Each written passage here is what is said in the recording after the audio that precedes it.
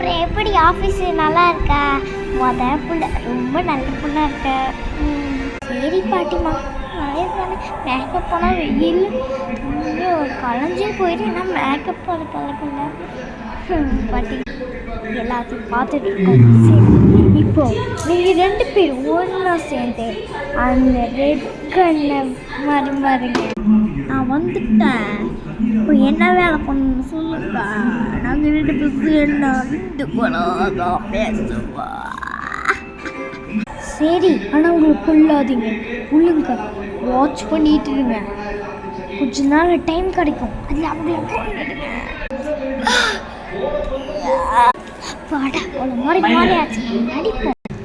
பாட்டிமா, தம்பி, அம்மா, தங்கச்சி, இன்னொரு